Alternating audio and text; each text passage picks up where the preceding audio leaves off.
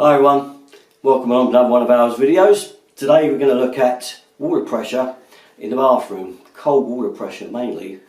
All you use with combi boilers, you've got no problem, you've got plenty of cold and hot pressure, so it doesn't apply to you. But for all of us with F&E tanks and a roof tank in the loft, you probably find that it's not just your hot water that's a bit slow, but the cold also is very slow if it's fed from the tank in the loft.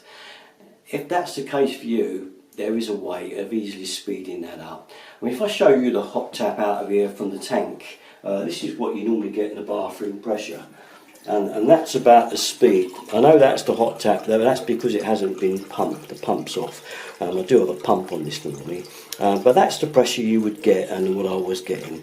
But what I've done here, and what I'm going to show you how to easily do, which will cost you very, very little, and is quite an easy job to do, is to put your cold water supply onto the mains. Mine's already been put on, so I'm going to show you the difference. Look at that. That's quite a difference, isn't it? And the thing is, you don't need a pump or anything else to do that. You just virtually need to cut your main supply over to the cold supply and blank off the tank. That sounds difficult, but it's not as difficult as it sounds. So I'm going to take you to the first drawing I want to show you how this can be easily accomplished. And by the way, on this drawing, I haven't included drawings of the hot water cylinder, the expansion, the vent, and all the rest, the cold feed and all that, because it might make the drawing a little bit too complicated. But normally you would have a hot water tank in the cupboard here, if this was your airing cupboard, with the feed coming out of that tank for that tank as well, with a vent and all that. But I've left all them off the drawing just to try and make it fairly simple. Alright, so here's a little drawing for you. Want to razz up quick.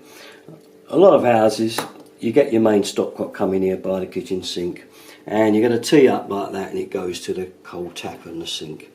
Then it'll carry on up, usually inside a ducting somewhere. Usually then it goes under the floor and appears in the airing cupboard, where it carries on up and feeds the roof tank and the ballcock and keeps it topped up.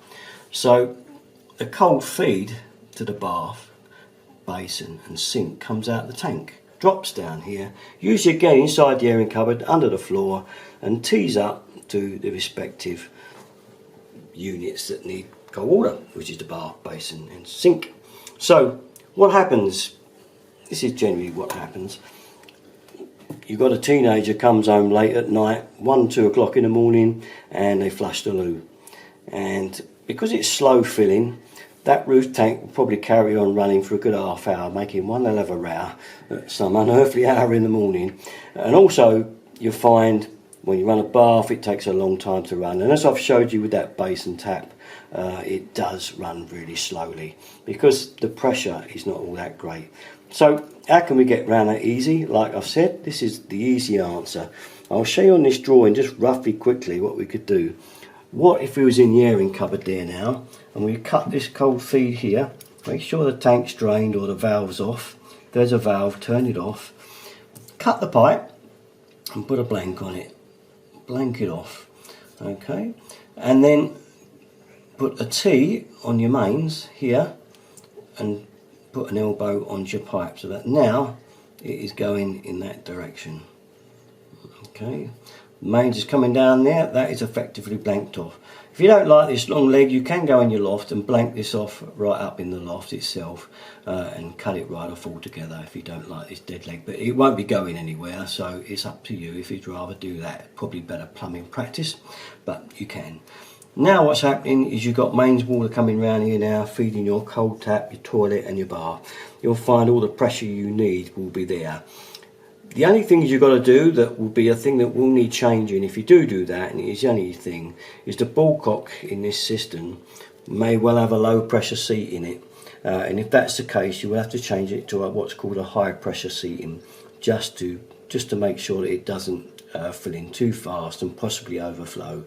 So that's the only thing that we'll need looking at, and if you're worried about that one, you can always just change the entire ballcock inside the cistern for a mains one, and that will sort your problem out. And that's probably the only extra over job that you will have to do, because everything else will be fine.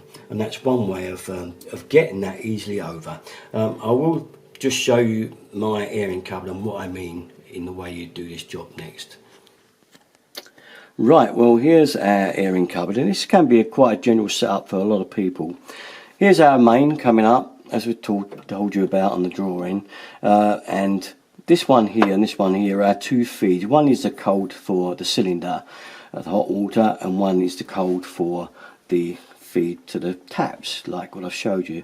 And obviously the reason you don't blank, just cut the main straight over to that is you'd isolate the tank and have no feed to the hot water, so that's why we have a T. Okay, so now look, I've kind of got something in mind here already. That I've already teed off of this main and put a valve on here. This pipe actually runs to an outside tap that I've put on the wall, because I've got a big void under my floor. I can get under there and do a lot of the plumbing under there out the way, but I did tee this through because I wanted to be able to have access to this valve easily to shut off the main to that tap for winter time. So if you make sure you cut this one, if that's your cold feed, and this one is for me, you cut a bit out of it, put a blank here, blank it off, and then put an elbow on there, so it's coming out the T, elbow on there, back down your cold feed.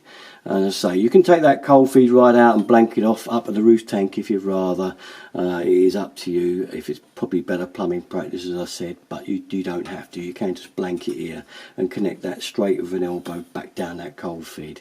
Now mine was done under the floor. I will just quickly show you the underfloor part for me now that I've done, and I'll switch to that now. Well, here's the point under my void where I joined my cold feed in.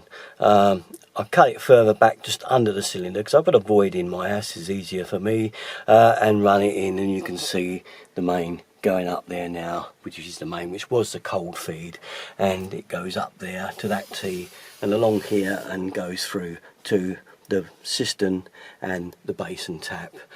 So there you have it. There's my arrangement under the floor, but obviously everybody's going to be different. You might not even have an airing cupboard like I've got with the pipes in, like I've just showed you. There may be another arrangement, but even if you don't fancy the job and you want to get a plumber, it wouldn't cost you much, I don't think, to put that over to the main. Save you a lot of hassle, honestly, with cold storage tanks and the slow way they fill.